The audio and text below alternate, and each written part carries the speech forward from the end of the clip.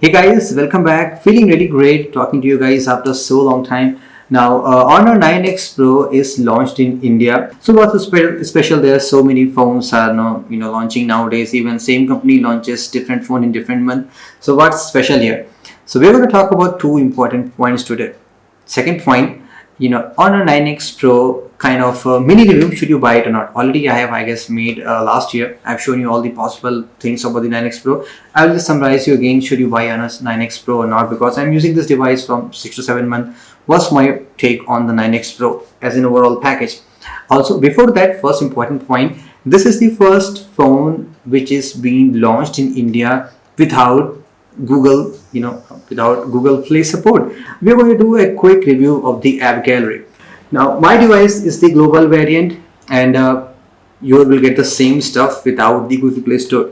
Now, with somehow I have managed to install the Google Play Store. It's a long story. I'm not going to show it. It's just very simple. You just have to Google it and just look for how to install Google Play Store on the Huawei Honor 9X Pro something. There are so many good articles there. I'm just not going to make one of it.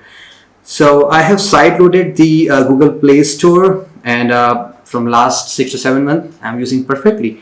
Now let's go back to the app gallery and just look for the application. First, let me show you the Android stuff that I have. So this is the About phone, and this is the Honor 9X. Actually, this is a global one, so it will just show the name Honor 9X, not the Pro one. I just got recently the Android 10 update, and it has the Kirin 810 processor. I will come back to it later. Check for some of the popular application like the Twitter. If I just go and type the Twitter, so there is a Twitter application. You can install it. Good stuff. Okay, let's try to search for the Instagram. So are we getting Instagram? There is no Instagram available. Now let's try to search for the WhatsApp. What it says. Here is the WhatsApp. So there is no official application, but there is a link on the communication section, WhatsApp official application, and you can actually go on the whatsapp.com. It's taking you to the WhatsApp website. From there you can actually download the application.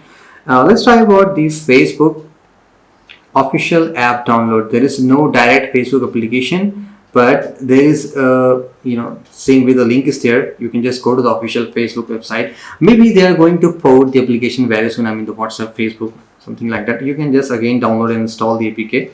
That's no problem. Okay, let's search for some other things like the, obviously there will be no YouTube.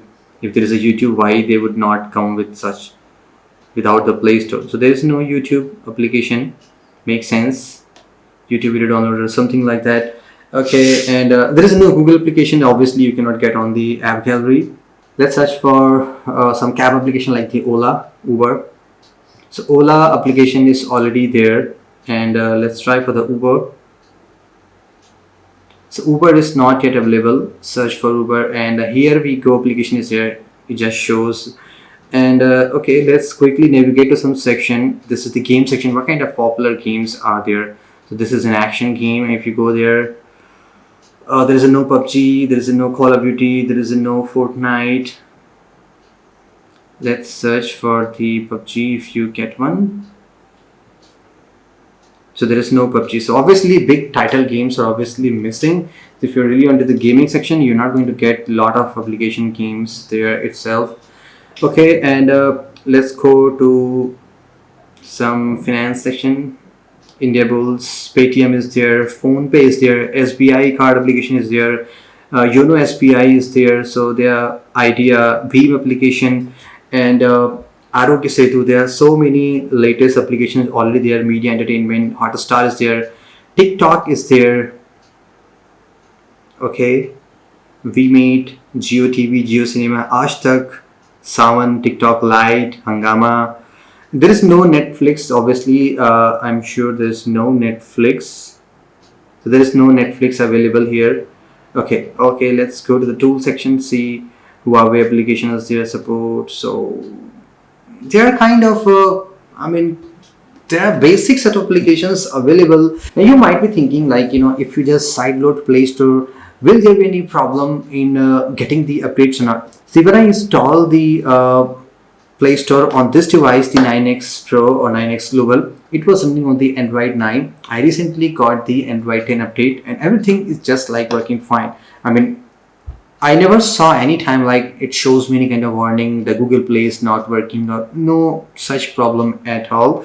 I forgot actually guys from which link I use. If I get that link, I will just try to put on the description. But if you are on the casual stuff, like you just want WhatsApp, TikTok and all the things, this device comes with the app gallery which has all these kinds of support. So let's talk about the Honor 9X Pro as an overall package. See, the price is 14,999. There are so many good options available from every company.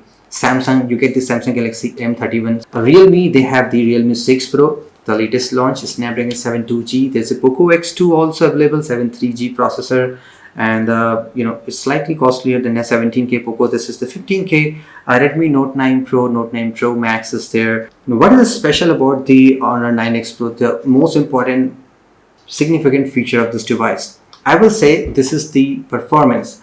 I mean, I'm not 100% sure, but what I have seen after trying so many processors under 20K, around 15K price segment, like up to the Snapdragon 7 3G, 7 2Z, 712, 710, MediaTek G90T, Exynos processor on the Samsung Galaxy A51.